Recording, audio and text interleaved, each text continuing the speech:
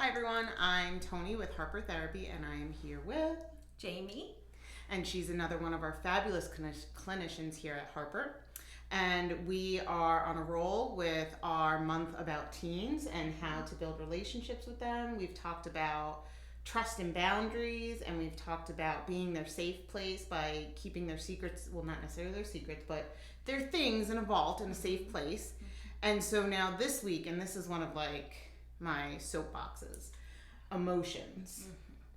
So talk to us about those. Yeah, I think when we're building and want to maintain a trusting, open relationship with our teens, it's very important that we allow them to feel their feelings and we are accepting of those feelings. And I think as a parent, for me, when their thoughts and opinions and feelings are different than mine or what I perceive as could be dangerous or leading down a path that I'm concerned about, I have to harness my own internal fear or my agenda or my ideas about your things. experiences. Yes, and my hopes for them.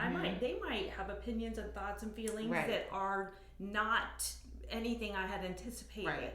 And so having a stance of acceptance and openness and recognizing feelings change. Yeah. So like freaking out over things that might look very different next week or next month or next year, it might not be the most productive way to build that trusting relationship with my teen. Well, and I think one of the tricky things about this is it's really hard to hold space for your teen when you're not aware of your own emotions and your own feelings. So your teen might feel a certain kind of way about a football team or whatever thing it is, but you feel differently, but you don't know what that emotion is. You don't know what that is bubbling up. So, I mean, doing this work with your teen, the hard part is you also have to do this work with yourself. Absolutely. And I think it was last week you were talking about, or maybe the week before, the earlier you start with some of these things, the better. And I think the earlier you start teaching your kids emotions, the better. And I think in our culture, Western culture, I think we have limited or boxed them, or like they're a no-fly zone. And emotions are there to warn us. They're there to direct us. They are there to guide us. They're an aid. They're a tool. And motion, they move. And we need to be accepting of them. And the other thing is, when we accept where our children are with their feelings, we are communicating acceptance of them as an individual. And that's very important. We can't say that part of you need to put on a box and shelf it because I'm uncomfortable with it. That communicates a value of them as an individual, whether it's intentional or not. Right. And so being open and allowing them to feel their feelings. Now we can have rules about how you express anger. That doesn't mean you're allowed to like have a full-on temper tantrum like you're a 3-year-old. Right. Right. We can have rules and boundaries around those things, but having that acceptance of this is where you're at right now. Right. And I think also, and we talked about modeling, okay, when I'm angry, this is what that looks like.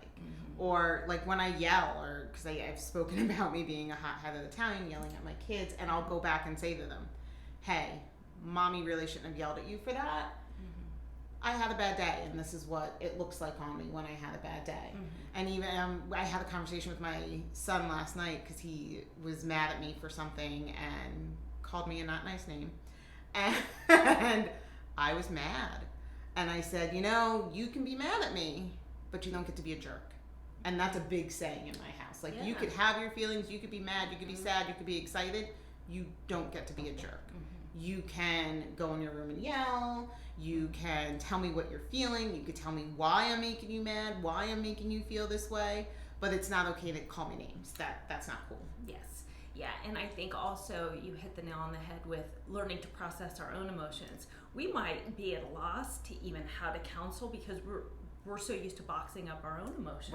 Right. And mental health, part of mental health is being able to process emotions so we don't get stuck. Yeah. Because that stuck can lead to depression and anxiety and all sorts of things. And so if you need help with that or developing acceptance of your feelings, even we have a feelings chart because most people are sad, mad, or glad. Yep. And so you know, there's a spectrum of like 80 different options, and that's not even all of the feelings. No. But we tend to be kind of truncated or limited in how we express or even self-engage. So it can be with starting with ourselves. If we're kind of at a loss as to even how to give our team permission to feel their feelings. Right. Because with all those hormones, they're feeling a lot of feelings. They're feeling a lot. They're feeling a whole spectrum, and they can go from mad to sad to happy and everything in between in those 15 minutes. It's exactly right. Just in the car ride home. Right. All that came up. So helping them, and I think some of the stuff that we're talking about, like one of the common denominators is you have to do this work on yourself. Yes.